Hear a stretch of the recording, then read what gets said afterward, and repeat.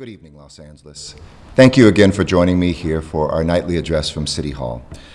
You know, throughout this crisis, I feel like so many of you have been by my side, whether it's firefighters at our testing facilities, volunteers at our food banks. Angelenos are stepping up, and I want to thank you for what you are doing. Some are a little bit closer right here, including my team. And I want to give a shout out to my Chief of Staff, Ana Guerrero, and the entire team that has literally not slept for a month, who are doing heroic work to stand up shelters, to make sure that there is assistance to the neediest, to have testing centers, and to make sure that we are doing the right thing to preserve lives. But there are some folks that you see every evening that are even closer, who we could not communicate with that. And I wanted to thank them this evening. Our three incredible sign language interpreters who have been with us each night.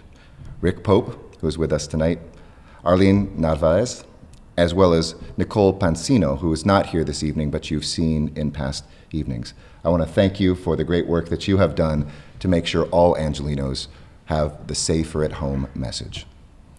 Angelenos are truly coming together to save lives, to do the work that we all need to do, to make sure that those folks around the city have hope and help, do not feel isolated or lost, and those who are the neediest right now and sickest get the attention that they deserve. It's a goal that we share across our city family, and we see eye to eye. Things that in the past might have divided us between city boundaries or city and county and state and federal have come down. And in our city family, we've had marvelous work from our city council, led by our city council president, Nuri Martinez, but also tonight, a guest who's joined us, our city attorney, Mike Feuer, who I'm so glad is here to talk about some of the work we are doing to enforce our safer at home measures. But first, let me start, as I always do, with the latest data across Los Angeles. And as a reminder, that data deck that I showed with you, the same information I get every night, is now available for you and your families at coronavirus.lacity.org/data. It's updated every single day. So for those of you who are either bored at home or wondering what's happening, look at those numbers, print it out, share it with your friends or your family, and make sure that people look at all of the things that are guiding our decisions here in Los Angeles. Today in our county, there were 670 new cases. This is the second highest number of new cases yet, bringing the total cases in Los Angeles above 10,000 for the first time, 10,047 to be exact. This is a 7% increase, so still a single-digit increase, but nearly double or more than double the increase we saw yesterday.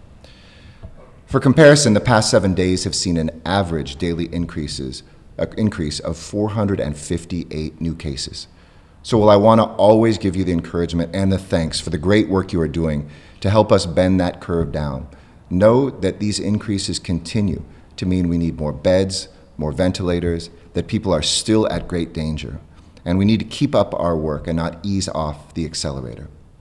In the city of Los Angeles, 257 of those cases resided with us, bringing our total in the city of Los Angeles to 4,462 cases, and that is a 6% increase since yesterday. And today, the worst news that we have received yet is that 40 new Angelenos passed away. 40 deaths is the most that we have experienced in a single 24-hour period. Unlike new cases, which sometimes depend on the number of tests conducted, the day of the week, the time it takes to get those tests back, deaths are final. Deaths are irreversible. And our hearts go out to everybody who is dealing with that finality tonight, of a loved one who is no longer here, of the tragedy of what this is all about. In the end, human lives. Those 40 deaths brought the total to 360 deaths. That's more deaths in just this month plus than we see in homicides in an entire year in Los Angeles. And it's a 13% increase since yesterday. And for comparison, the past 7 days have seen an average daily increase of 28 new deaths. So this is 12 higher than that. Deaths are doubling still every 6 days on average. We're continuing to closely track hospital beds inventory because that is so critical to save lives. And there's continuing good news there. Across the county in our general emergency hospitals, today we have about 2,151 beds available. It's the highest number since I've been sharing these with you, including 1,558 acute care beds and 593 ICU beds. It doesn't mean there's fewer people in the hospitals. As I've mentioned, more people are going into hospitals than are going out. But it reflects the great work of our hospital community, of our doctors, nurses, administrators, of our janitors, of our technicians, who are building that capacity inside our hospitals to deal with a peak we still have not yet hit. And we have an inventory also, I believe the highest number since I've shared this with you, of 1,125 available ventilators to meet that peak. Even as we go up more slowly, remember, we haven't hit the peak of the absolute number of cases. And so we'll continue to need to bring the personal protective equipment, the machinery, and the beds necessary to make sure that people can be served at our hospital by our extraordinary medical professionals. And I hope you've been joining me at 8 o'clock and thanking our medical professionals. We saw video in Century City when folks who live in some of the high-rises there last night were all clapping and cheering. We hope that you can hear us, even if you're inside a hospital, and know how much we love and care for you. Let me move on to testing. I'm proud to announce we now have 26 testing locations open to the public across the city and county. These are on top of private providers and hospitals that are doing this. This is on top of the great work that's done by our Los Angeles County Public Health. This is on top of the work we're doing with our unhoused Angelenos and our seniors. These are 26 general open locations. And we have the capacity, today we had the capacity to test 9,400 people, a new record. That's more than 30% increase in just a single day. All told, by the end of today, we will have tested 50,000 people through these centers in less than a month. And even as the rate of cases and deaths begin to fall, we're not slowing testing down. It is critical for us. We're scaling it up. So tonight I can announce some good news as well, that effective immediately, we are offering same or next day testing to anyone with COVID symptoms. Before, we opened up recently to anybody with symptoms, but still gave priority to those who are seniors or have pre-existing conditions. We now have enough capacity that we don't have to have any prioritization. In other words, anybody who qualifies with symptoms can now get a test. It's great news for all of us, great news for anybody who's feeling under the weather and has the symptoms of COVID-19. And regardless of age or pre-existing medical condition, you can check out right now whether there's a test available for you at coronavirus.lacity.org/testing. And thank you to the other cities and the county for helping stand up so many of these new centers to make sure throughout this region, it doesn't matter, by the way, you don't have to live in the city where there is one of the testing centers. It's wherever is closest to you, wherever you might work if you're still a critical worker, or where you live, you can get a test. Please do if you need one. Saving lives and stopping the spread of COVID-19 is about, though, much more than testing. It's also about adhering to emergency orders. And overall, you have done an extraordinary job. As I've always said, 99.99% of this is self-enforcement. It's been your own discipline. It's been listening to what our public health professionals and political leaders say and doing them. These orders are here to protect your life as well as the lives of those who are loved.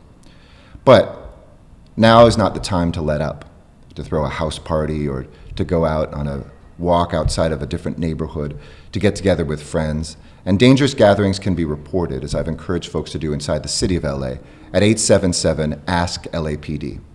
But I'm calling on Angelenos to avoid gatherings, not to waste LAPD resources in the first place. And folks are doing the right thing. They're adhering to the Safer at Home order and the unprecedented safety measures that we have implemented. We saw that progress at farmers markets when we had to suspend them, but then have them come back with the proper physical distancing and the proper safety measures for everybody. And 33 of them have been certified. If your local farmers market has not returned to being open, encourage them to adhere to these orders. And they can sign up at streetsla.lacity.org/COVID to make sure they're back up and running as soon as possible. And we've seen progress at our construction sites too, that so many of you wrote us about, where people were not practicing safe physical distancing. 2 weeks ago, I announced those guidelines for construction sites to ensure that the employers and workers were safe in protecting public health. And our city's building and safety inspectors, who I want to thank for working through this and doing heroic work to save lives too. Each week they visit more than 1,000 work sites. I'm proud to announce that to date they've visited over 12,000 construction sites, or they've visited 12,000 times the existing construction sites that we have. And when a site is not found to be in compliance, or is found to not be in compliance, the inspector issues a correction notice and monitors the site immediately. If the violations are not corrected, we shut that site down. Out of the thousands of sites inspected over the past 2 weeks, tonight I can report that only 61 of those sites were found not to be in compliance and have been given a correction notice. So far, none of them were required to be shut down. You can check those guidelines out if you're a construction worker or a construction supervisor at ladbs.org. And the Department of Building Safety updated its guidance to align with my worker protection order and the county requirements as well, to ensure that essential workers wear the face coverings that they need to keep themselves and their coworkers safe. And as we've stated repeatedly, if any non-essential businesses continue operating, we will visit them and enforce the Safer at Home order to ensure their compliance. It starts with our business ambassadors, city employees, and crisis response team members who are citizen volunteers who have gone out there and visited so many places that we either get a tip on or just that they find themselves. They visited close to 1,400 businesses, and almost all of them responded just as we wished that they would, complying with the emergency order and closing their doors. But some did not. And together with their enforcement actions, LAPD has visited these 1,200 locations to confirm that they were abiding by the rules and will keep following up. LAPD has referred 79 of those businesses to the city attorney's office for misdemeanor consideration. And that low figure is a sign that most businesses are responding to our warnings. But remember, if you're observed recurring violations of the Safer at Home order, if you have observed, recurring violations of this order, let us know about it. We need to see the entire city, and we can't see it all at once. But if you go to coronavirus.lacity.org/business violation, you can report an ongoing violation that you see in your neighborhood. So to tell us some more about those enforcement actions, I want to thank our city attorney, whose team has done a marvelous job of saving lives by ensuring that any of these recalcitrant businesses don't stay open, don't endanger theirs and other people's lives. And with that, hand it over with my thanks to Mike Feuer. Thank you very much, Mayor Garcetti, and thank you for the deep collaboration we've had throughout this whole pandemic. So, notwithstanding the sobering spike in illnesses and deaths that Mayor Garcetti just reported, we know that the mayor's Safer at Home order is working. But all non-essential businesses need to comply. There can be no exceptions, because the quicker that compliance is complete, the sooner all Angelenos can get back to work and resume our normal day-to-day routine. My office, as the mayor said, is charged with enforcing the Safer at Home order, and we've repurposed our neighborhood prosecutors to perform that role. In the first instance, we try to achieve voluntary compliance, and we've achieved voluntary compliance in more than 200 instances. But there have been times when businesses have refused to comply. Now, I absolutely understand the intense need of businesses to be open and make money again. They have bills to pay and employees whose livelihoods depend on them. We get it. But nonetheless, that maximum compliance is absolutely necessary. This is a moment when shared sacrifice will enable all of us to get back to normal as soon as possible. So today I'm announcing that we have filed an additional 10 prosecutions of businesses who, after warnings, have failed to comply with the mayor's Safer at Home order. They include businesses that are wide-ranging, from a print shop to a spa performing massages to a beauty supply store to smoke and vape shops. This is on top of the 4 that we filed previously, and there are more filings yet to come. As the mayor indicated, we are seeing large compliance throughout the city, but in those instances where there is intransigence and businesses refuse to comply, if we must, we will file prosecutions and follow up. I also want to point out that today, for the second time in less than 2 weeks, our office successfully defended the Safer at Home order against a push to block enforcement of that order with regard to gun shops. There have been teams of gun rights activists and others who have sought to open gun shops, and the mayor's order is clear. all non-essential businesses must close. Gun shops and all other non-essential businesses must close. This will enable us all to flatten the curve, and my office is deeply committed to continuing to defend as well as enforce the order. I want to take just a moment to focus on the fact that in addition to enforcement of this order, our office is engaged in a wide range of other activities designed to protect your health and your safety. We have formed a joint coronavirus task force with the district attorney, with the Department of Business and Consumer Affairs, and the county council. We're targeting allegations of price gouging and false and misleading claims on the internet. Price gouging, all our viewers should know, is defined in California as having a seller charge more than 10% more than that seller charged for an item the day before the emergency. And we've been actively scouring the internet and going to brick and mortar stores to protect you from price gouging. We're working with Amazon. Amazon has agreed to work with us. And to those who would use that platform to take advantage of the fear and vulnerability throughout our community, I want to say this. Amazon is reporting to us both the identities of third-party sellers and reporting to us the prices that were charged immediately before the emergency, and we are prosecuting. A couple examples would include a package of 10 protective masks that sold for $39.99 before the emergency and up to $269.99 after the emergency was declared. Another example, hand sanitizer, which in a large quantity sold for $129 before the emergency, we allege was sold for $249 after the emergency. We're also aggressively pursuing false and misleading claims. And let's be clear about what's at stake. Some of these claims involve purported home tests or treatments or cures for the virus. On tests, you should know the FDA has not approved any home test for you to use. Why is that so important for you to know?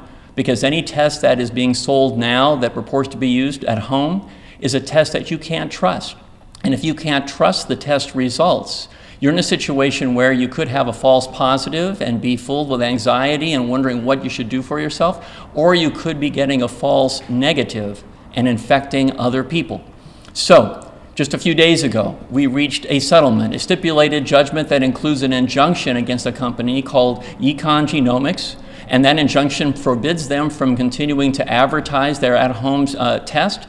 It forbids them from selling those tests, and it requires full restitution to its customers. We submitted a cease and desist letter to yet another company, and that company, as far as we know, has removed the advertisement and sale of that item from its website, and we have other companies in our sites as well. And as far as purported treatments or cures are concerned, again, we're going on the internet. We're not merely waiting for your complaints. And on the internet, we found, for example, a claim that vitamins, especially vitamin C, could be effective against coronavirus. It was on a site that sold vitamin C. Well, again, the FDA hasn't approved vitamins to treat the coronavirus, and the National Institutes of Health have said that large quantities of vitamins could, in fact, be dangerous. We contacted the site, and almost immediately they took down their claims. Another example is Jim Bakker and the Jim Bakker Show, which advertised an item called Silver Solution. Silver Solution was ostensibly a treatment for the coronavirus. Well, we contacted them, and almost immediately they took that claim off of its show and stopped selling the product. The federal government and the Attorney General of Missouri were also involved. And finally, Norwegian Cruise Lines. The cruise lines employees were reportedly telling consumers that taking a cruise to a warm weather place could be an effective way to travel and not be susceptible to the virus. We contacted the cruise line. They immediately assured us those representations would stop and began an internal investigation. The bottom line to all this is our office is here not only to enforce the mayor's order, essential as that order is for our health and well-being, but also to assure that you're not victimized by price gouging in this crisis or by false and misleading claims. We are here to protect you, to prevent you from being ripped off, and to protect the public health. And we all owe a debt of gratitude to our mayor, whose leadership has been extraordinary during this crisis. Thank you, Mayor Garcetti. Thank you, Mike, and thank you so much for the work that you have done and continuing to do on behalf of the people of Los Angeles, as well as your colleagues, I know, across the county and across this nation. We appreciate that very much. With that, let me now share a few important announcements before I take some questions. At the start of this crisis, we've taken steps to help Angelenos who are doing the right thing and staying at home. So tonight, as we've extended the order, I'm very proud to also extend our relaxed parking rules until at least May 15th. So don't worry, we're going to make sure those go together and that you don't get a ticket because you are abiding by the Safer at Home order. During this emergency period, the Department of Transportation is not enforcing street sweeping in residential areas, though if you can move your car, we are still trying to do that street sweeping, so help us out.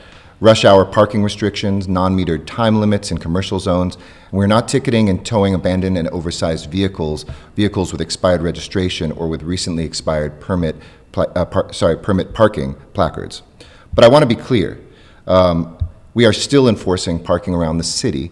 Those restrictions are very important for deliveries, for our restaurants, for loading zones. So in the residential areas, we're helping you out, but please do look. And if there's ever temporary no parking signs, as I mentioned, we're going to be doing a lot more street paving, especially on some of our main streets, to take an opportunity or take advantage of this opportunity right now. So please continue to abide by that. And if you want more information about what's being enforced and not, visit ladot.lacity.org/coronavirus.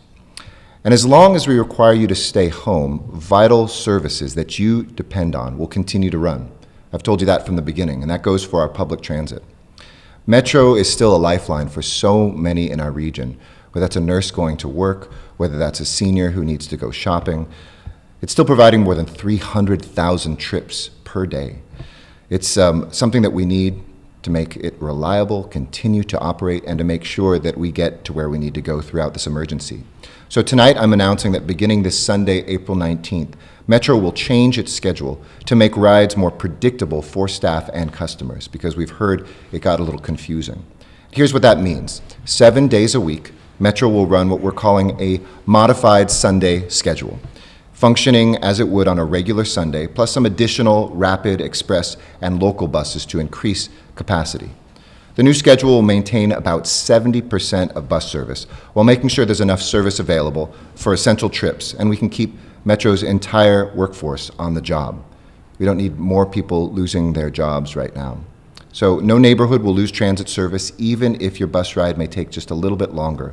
Metro will continue to provide the bus and rail service you've come to depend on during this emergency.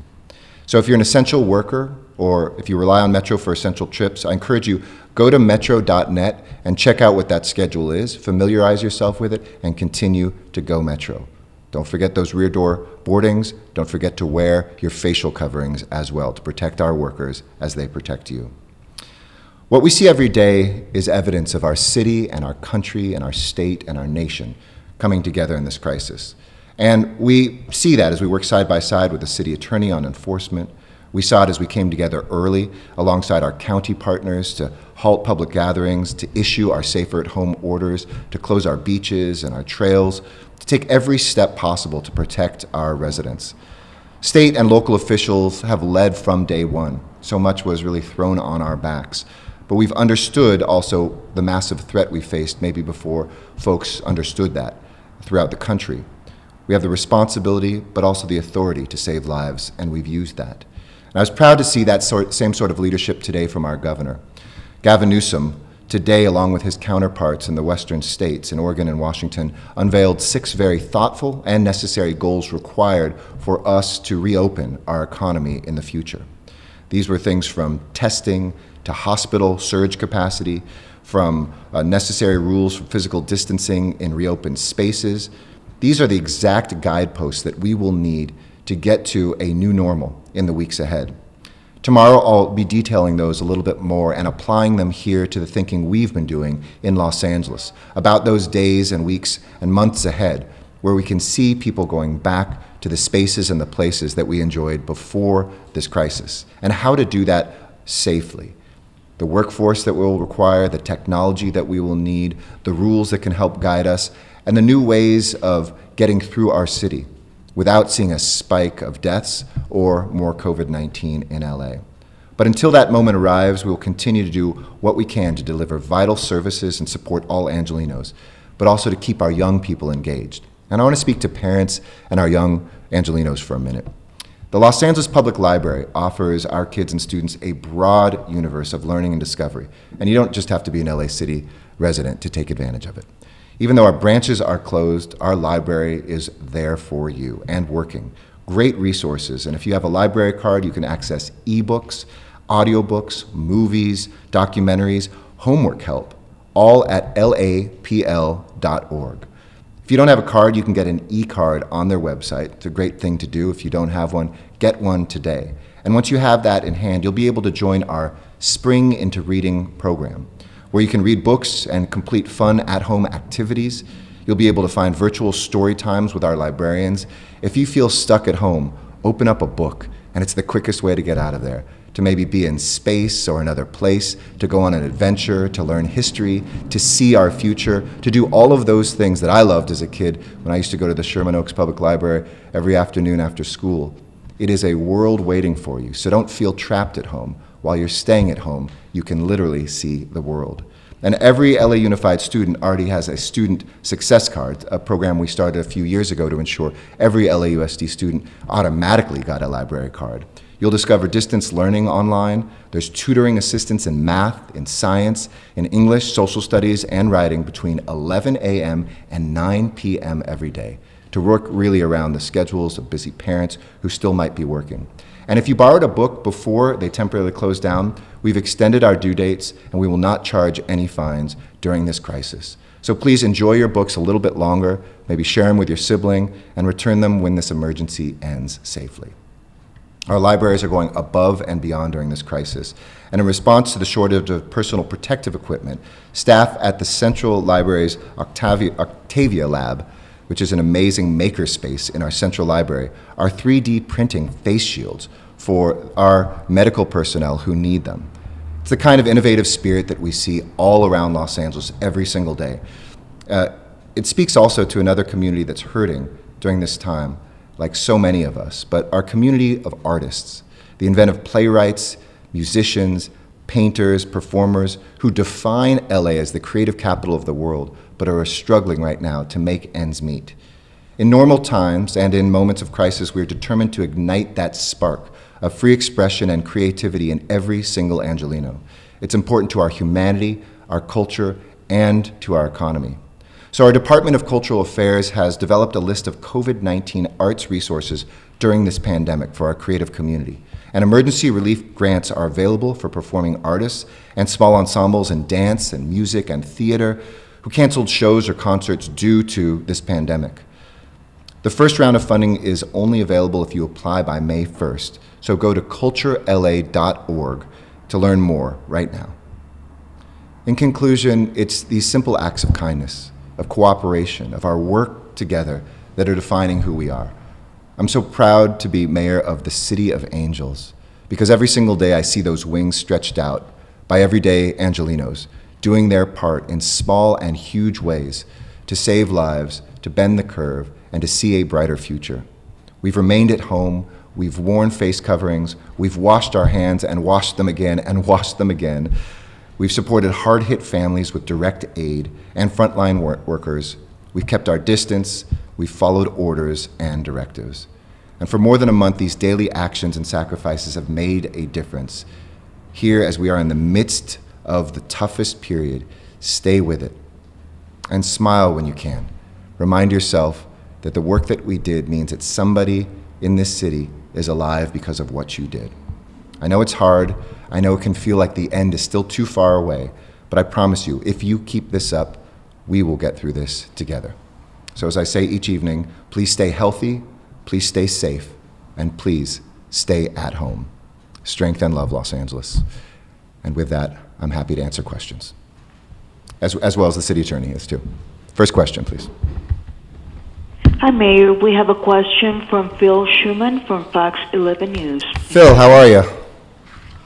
Mr. Mayor, don't imagine you have time to be reading any books these days. Not me, unless it's with my daughter, as I joked in an earlier presentation. My wife is the principal. I hope to be the vice principal, but she said I'm working my way as a substitute teacher right now, so I'll work my way up. But All right. Quick question. Got a lot of frustrated Angelenos who could not get onto the website to apply for the Angeleno Yes. card or the phone number. Can you give us an update on what the status Absolutely. of that system is?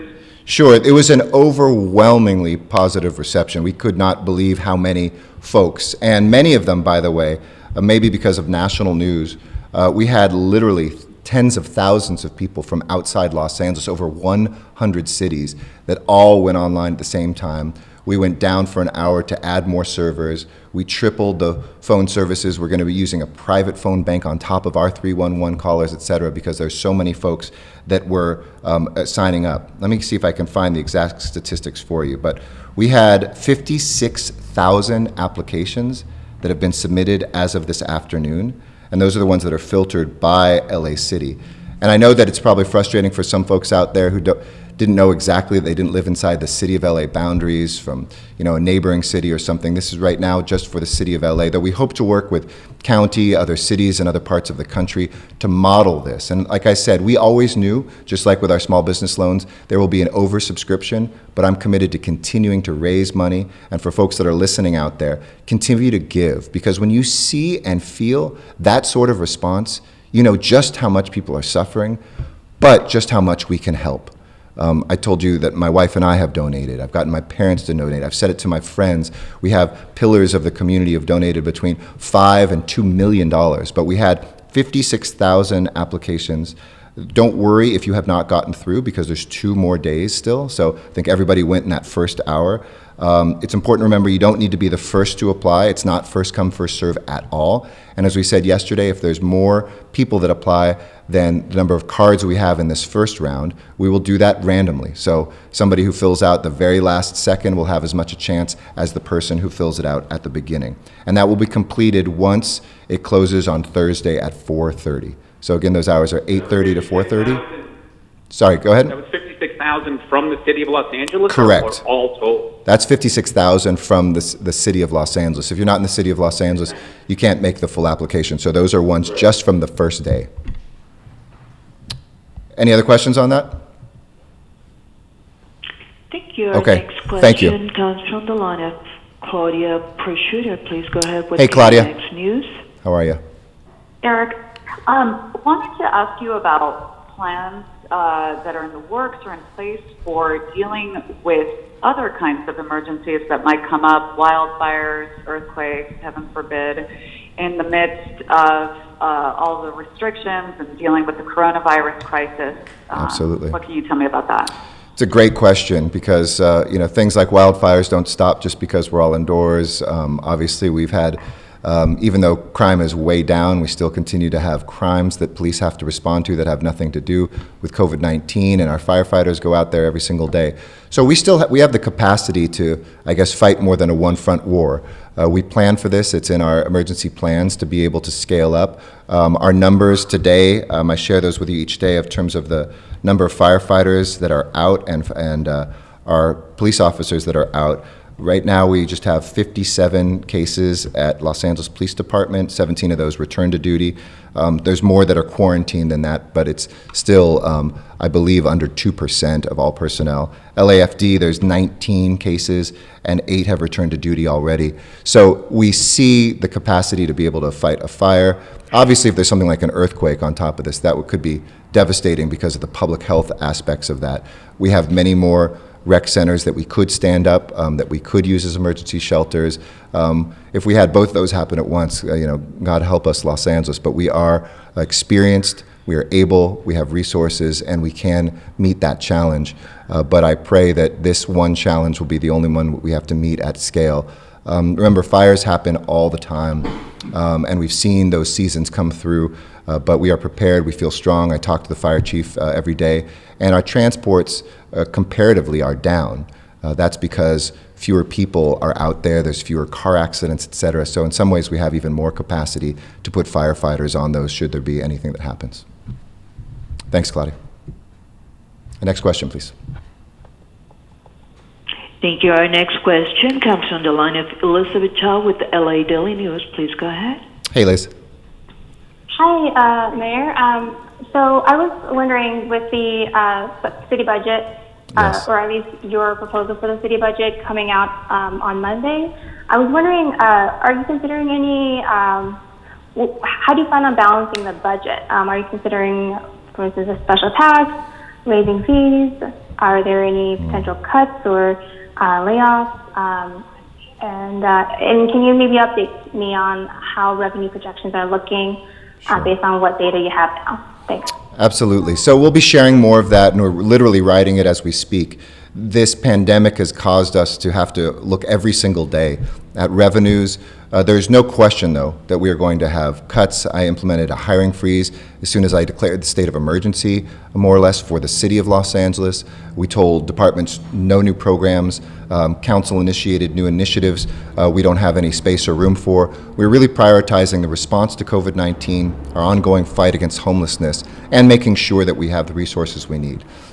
Excuse me. So the main things that you'll see in our budget will be how we can tighten our belts. We may have to look at, I mean, if you looked at 2008, the shared sacrifices that we had, things like furloughs, we had a few layoffs as well. The work that we had to do, that was when we had unemployment go into the low double digits. Initially, it was 8-9%. It got up to 12-13%. We are looking at a base case scenario, and I'll share this too a little bit later in the week with some of our projections, at about 20% unemployment in Los Angeles County. That's not unique here, that's across the country. This will be devastating. Revenues, take the airport, for instance, its own budget, but flights are down 95%. Hotel occupancy tax, the TOT as we call it, that's something that we estimate will be down at least 30-40% this year, if not more.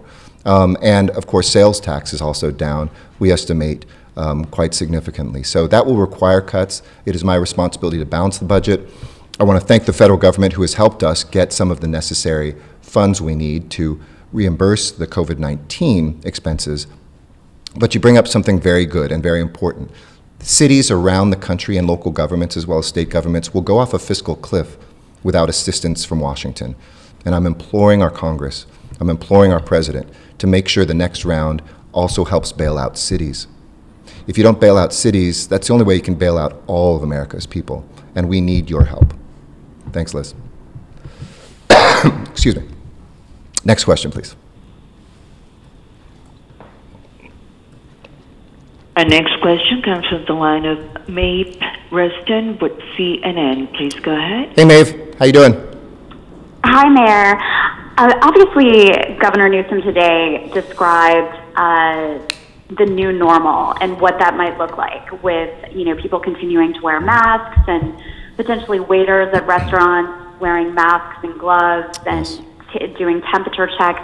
Can you describe whether you share that vision as being sort of the new normal? And also, it sounds like the state certainly will need a huge workforce to do some of the contact tracing. I was wondering how you're thinking through that and whether there will be opportunities for the many people in the city that are now unemployed to take part in that kind of contact, the tracing that would be needed. Absolutely. And Maeve, I don't want to preview everything I'll be talking about tomorrow, but those are exactly the right questions that you're asking. First and foremost, of course, not only do I support what our governor talked about today, but what we've been talking about with doctors for the last couple weeks. I've been convening groups here in City Hall, talking with my colleagues around the country and the 13 big city mayors of California almost every night. To me, it's about that testing and tracing. It's about making sure that we can track who is sick and getting tests to as many people as possible. It's about real-time surveillance, blood testing, a rapid response to finding cases, and you bring up a great point about the workforce. So I alluded to it a couple days ago. I've called for a CARES Corps. Think about the Peace Corps that President Kennedy had. Think about the Teacher Corps. My grandmother answered that call of President Johnson and became a teacher at a low-income school in Milwaukee. This is the time for us to all be called to do things bigger than ourselves. And the original Corps, the Civilian Conservation Corps, happened at a moment when we faced the Great Depression and so many people were out of work. Imagine being able to help city governments achieve what they need to, helping protect people by having the healthcare workers that we need, and at the same time putting people to work that right now are suffering so much. So look forward to kind of sharing that. Hopefully in the next 24 hours or so, you'll see something officially come out on this that I co-wrote with the mayor of Oklahoma City and one of our top doctors in the country. But really this idea of the Civilian Cares Corps, whether it's helping people get the low-interest loans that they need for their business, rental assistance for individuals and fill out the forms, or helping folks be able to track and trace cases. We're probably going to need hundreds of thousands of Americans to be put to work. It should be funded by the feds, but enacted locally. And we're seeing that here with our LA Cares Corps. I've talked to the governor and his staff about a volunteer corps around the state, and we're seeing it in cities like San Francisco that are cities and county that together are taking librarians who aren't working right now and medical students and adding to the capacity of those public health officials who, when they find a case, have to call everybody they've been in contact with to quarantine and to suppress the spread of COVID-19. So I hope that whets your appetite for tomorrow. We'll be going even deeper into that with the usual news-making announcements tomorrow. Thanks. Thank you. Next question, please. Thank you. Our last question in English comes from the line of John Riccardi. Please go ahead. Hey, John. Hey, Mayor. Thank you very much for the call. Mayor, the daily county reports show that cases in specific neighborhoods and community in the city are spiking. Hollywood has more than 200 cases. There's clusters in Melrose, Silver Lake, etc. You've mentioned frequently responding and acting based on data. So what Yes. tactics and strategies do you invoke when you see these kind of clusters happening? Absolutely. So we review that data and look to make sure that there's testing capacity where we see hotspots or where other data is showing us a disproportionate impact, especially on mortality. So for instance, the first data we got was not geographic recently, but it was based on ethnicity, where we saw African Americans, who were about 9% of the county. In the initial numbers were 17% of the deaths. For Anglos, for Asian Pacific Islanders, Native Americans, and for Latinos, the numbers weren't bigger than the population at large. So we immediately looked at expanding capacity at the South LA site at Crenshaw Christian Center. We opened up just yesterday with Councilmember Price a walk-in center in South LA for the first time that I announced yesterday. So we look at that. But it's not just about culture, it's also about location. We only control the city of Los Angeles, but working with the county, we've tried to make sure we fill in spots where there may be cases, but there isn't testing close by, and helping the county open those up. And in the city, we've made sure to cluster those testing facilities close enough to the places we see hotspots. So it definitely informs the decisions that we make, which are a combination of what facilities are available, where there's a parking lot, where we can staff them, and what the data is showing us. One last thing that we're using the data for, too, is to inform us about some of the work that we need to do out there. If we see, for instance, in certain parts of Los Angeles, there's more movement, more people going further away from their homes based on the cell phone data, which I want to reassure people doesn't say you specifically, we just get anonymized general data, then that's something that we work with our business ambassadors who are out there on the streets, making sure they can keep an eye on and encourage folks to stay home. And where there's individual cases like a farmer's market here or there, that's when we take larger steps like suspending the farmer's markets based on the data that we saw and making sure that they have a better plan. Any follow-up on that? Or? No, that's great. Thank you, Mayor. Okay. Thanks, John. Appreciate you. Next question, please. And we have one more question in English from the line of David Zanizer with the Los Angeles Times. Please go ahead. Hey, Dave. Hey, can you hear me? I can hear you great. Great. I had a question, and during my little pause, maybe I missed it. You've been walking the public every day through the list of people who tested positive in the police department and the fire department, and more recently the full city workforce. But I'm wondering, how many city workers are quarantined and out of commission because they came into contact with somebody who tested positive? What's the number of people being kept away right now because of other cases? Let me see if I can get that for you, David. I don't have it actually on my briefing here. I know that for LAPD, it was about 250. That's our largest department. So I think we don't necessarily have a measure of all of them, because some may be working at home already and are quarantined because of exposure to a family member or somebody who is positive, but they're not positive. So we don't have 100% accuracy, but let me see if I can get you a number. I would definitely be in the hundreds And I know it's less than 1,000, so somewhere between probably 250 and I would estimate, given the size of the police department, of our overall workforce, somewhere between 250 and 1,000.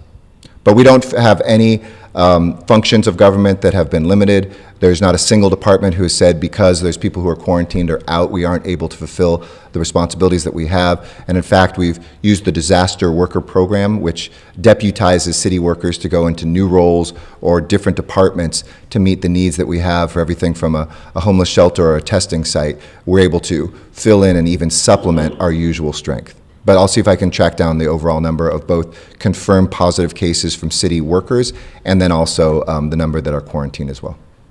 Okay. Thank you. Next question. I'm sorry, I do have it right here. I misread it. 131 confirmed cases of the city workforce, but I don't have the quarantine. We'll get you that. Next question, please. Thank you. And our only question in Spanish comes from the line of Victor Cordero with Estrella Today. Please go ahead. Hi, Victor. Hola. Mayor, how are you? Thank you very Good. much for doing this, not only in English and Spanish, but also for the hearing impaired community. Bless you for that. Thank you. All the colleagues made a good question, so I'm going to try one that is actually personal. Sure. That happened to me over the weekend. I know that you gave the order for everybody to use a face mask, at least while we are in public or in a supermarket, pretty much. And I was in a supermarket over the weekend, and I saw a couple of people without face mask. When I asked the manager of the store, which I'm not going to mention because we are not here to point fingers, we are here rather to fix situations, the manager told me that corporate told them that everybody can come in because business is business. If you can mention something in that matter. Sure. And number two, I see a lot of gloves, plastic gloves on the street, on the parks and parking lots, and a number of different places. And that kind of worries me as well. Yep. I'm not pointing to the city or our city officials to do something. Sure. We are also a community that can be proactive. What would be your words to those people that just dispose the gloves there? Absolutely. And what can we do about it? Well, thank you. First of all, we will see on Wednesday the county requirements that every single business, and we've implemented them in the city too, will have to fill out that county form that says specifically what every business is doing to implement the face covering requirement. So while we implemented ours last week, theirs goes into effect tomorrow. They will also have to fill that and have proof of it. So any business that's doing that, I want them to hear very loud and clear. We initially said that you can refuse to serve somebody who doesn't have a facial covering on, but we need everybody to have that on. And like so many of these things, we cannot have people everywhere. But the rules are clear.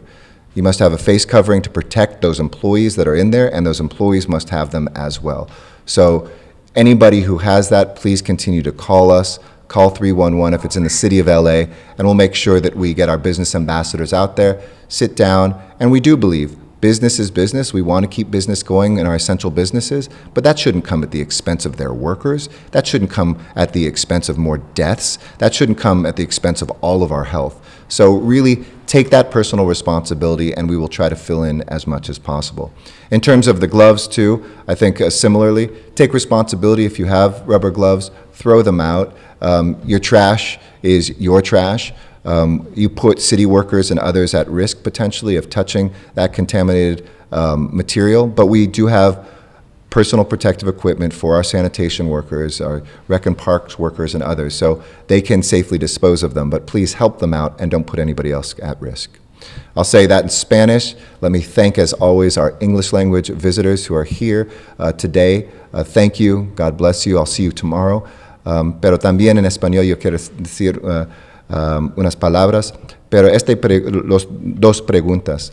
Es importante que todas las tiendas y todos los negocios que están abiertos durante esta crisis, la gente en un supermercado y los empleados tienen mascarillas no médicos para toda la gente. Este es un orden del condado de Los Ángeles mañana y en la ciudad de Los Ángeles ahora. Y esta es una responsabilidad para todos nosotros. Yo quiero ayudar nuestros negocios, pero yo puedo ayudar estos negocios cuando están abiertos, cuando sus empleados no están muriendo. Este es un orden que es de salvando las vidas. No es solamente una idea de un político, una idea de esta alcaldía. Es un orden de los oficiales de salud pública para proteger las vidas de nuestra gente, especialmente los trabajadores en nuestros supermercados y otros lugares de trabajo. Segundo, toda su basura, sus gloves y otras cosas que nosotros usamos, es importante para tomar esta basura con usted. No es la responsabilidad solamente de la ciudad. Tenemos protección por nuestros trabajadores, pero es importante porque la contaminación en estas cosas son una amenaza a la gente que están trabajando durante esta crisis. Por favor, tome y pone en la basura. Con esto yo tengo unas palabras en español con nuestro fiscal de la ciudad de Los Ángeles, Mike Feuer. Y gracias a Los Ángeles, buenas tardes y gracias por venir esta noche. Esta noche voy a compartir información sobre nuestros esfuerzos para asegurar el cumplimiento con la ley y mantenernos todos protegidos durante esta crisis. Pero primero empiezo con los datos del día. Hoy hubieron 670 nuevos casos en el condado de Los Ángeles, llegando a un total de 10,047. Este es más casos de ayer. Y en la ciudad tuvimos 257 nuevos casos, llegando a un total de 4,462. Y tristemente, hoy, un récord. Fallecieron 40 personas más en el condado, llegando a un total de 360 almas que nosotros hemos perdido. Y lo siento por las familias que están sufriendo como resultado de estas noticias. Y es importante recordar que esta crisis tiene muchos más días y nuestras acciones tienen consecuencias. Acciones buenas pueden salvar vidas y acciones negativas son una amenaza a la vida de un miembro de su familia, un vecino, un amigo, un residente de Los Ángeles. Pero en buenas noticias, en nuestros hospitales tenemos 2,151 camas disponibles. Entre ellas, 593 están en las unidades de cuidados intensivos. Este es un récord de estos días recientes. Y tenemos 1,125 respiradores. Y gracias a los trabajadores en nuestros hospitales, porque su trabajo continuando a expandir la capacidad por las camas, los respiradores y la capacidad a salvar nuestra gente. Tenemos ahora 26 sitios para hacerse una prueba de detección en la ciudad y el condado. Y hasta ahora hemos hecho pruebas a más de 50,000 personas. Esta noche estoy anunciando que inmediatamente estamos ofreciendo cita el mismo o el próximo día para todas las personas con síntomas de COVID-19. Visita la página coronavirus.lacity.org/testing para hacer una cita ahora. Para salvar vidas, también tenemos que seguir cumpliendo con la orden más protegidos en casa. Y ahora no es el momento para reunirse con amigos. Si hay reuniones peligrosas, pueden llamar al 877-ASK-LAPD. Vemos progreso en el cumplimiento con estas medidas. Por ejemplo, 33 de nuestros mercados de agricultores han sido aprobados para operación. Mercados de agricultores que necesitan su permiso para operar deben visitar la página streetsla.lacity.org/COVID. También vimos progreso con nuestros sitios de obras en construcción. Hasta ahora, nuestro Departamento de Construcción y Seguridad ha hecho 12,000 inspecciones COVID-19. La página ladbs.org tiene guías para el cumplimiento. Si hay una empresa no esencial todavía en operación, también tomaremos acción para aplicar la ley. Nuestros embajadores comerciales han visitado a 1,400 negocios y muchos cerraron sus puertos para cumplir con la orden de emergencia. Nuestra policía ha visitado 1,200 comercios que no lo han hecho. También han referido a 79 negocios a la oficina del fiscal municipal Fuhr. Les recuerdo, si ven violaciones de la orden, por favor déjenos saber en la página coronavirus.lacity.org/business violation. Y tenemos la presencia de nuestro fiscal de Ciudad de Los Ángeles, Mike Fuhr, para hablar de nuestro trabajo en esta área. Mike. Gracias. La orden del alcalde de mantenerse en casa está funcionando, pero para lograr el mayor nivel de salud pública y seguridad durante esta crisis, debemos obtener el máximo cumplimiento de todos los angelinos, especialmente nuestros negocios. Solamente las empresas esenciales, como los proveedores de atención médica, las organizaciones que atienden poblaciones vulnerables y los supermercados pueden permanecer abiertos durante la emergencia de COVID-19. Hoy anuncio que mi oficina continúa con nuestra aplicación concertada y presenta cargos penales en otros 10 negocios presuntamente no esenciales que han permanecido abiertos a pesar de la orden del alcalde. Estamos aquí para protegerlos a ustedes y a la salud y la seguridad de su familia. Gracias. Gracias, Mike o Miguel. Gracias por su trabajo y el trabajo de su oficina es fabuloso. Es importante proteger a la gente y con todas nuestras parejas. Por ejemplo, el Consejo Municipal, con el presidente Nury Martínez, con el condado. Tenemos un equipo increíble para proteger las vidas de la gente de Los Ángeles. Gracias. También esta noche les aviso que estamos extendiendo nuestra orden para relajar las reglas de estacionamiento hasta por lo menos el 15 de mayo. Durante este periodo, el Departamento de Transporte no estará aplicando la ley de estacionamiento en ciertas zonas, pero mantenemos las reglas en parquímetros, zonas rojas, áreas de reparación de calles y en autos bloqueando el acceso de emergencia. Para más información, visita la página ladot.lacity.org/coronavirus. Y gracias por nuestros trabajadores del Departamento de Transporte.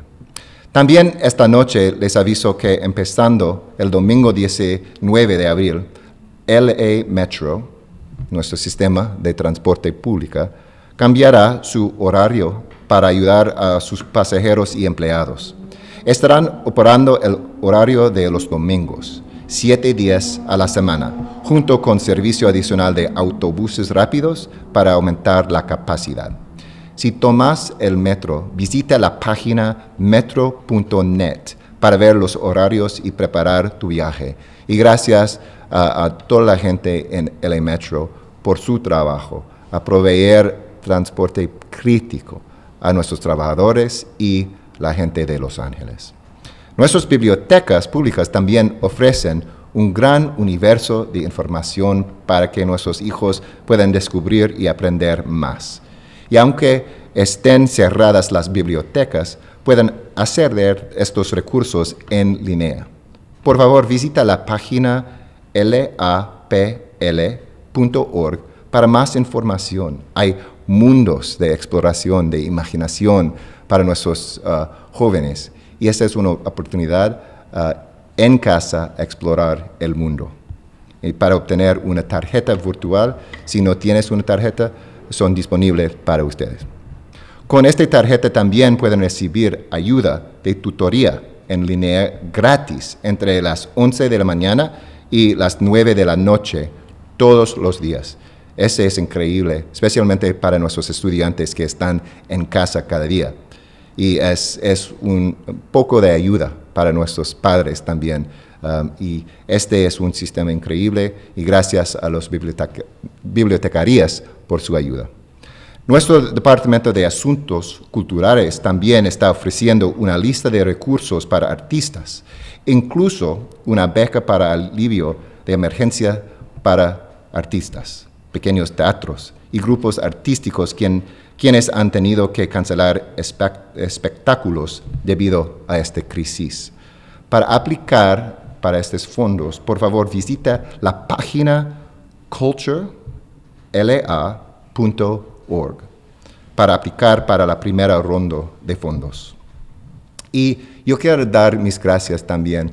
Somos no solamente bilingual, pero trilingual, gracias a este equipo. Y Arlene Narváez está aquí, un miembro de un equipo de transladadores con Rick Pope y Nicole Pancino. Y gracias a usted por su increíble trabajo para comunicar a toda la gente en Los Ángeles. Finalmente, juntos seguiremos adelante. Quédense, amigos, en buena salud. Quédense protegidos y quédense en casa. Mucha fuerza y mucho amor, Los Ángeles. Gracias.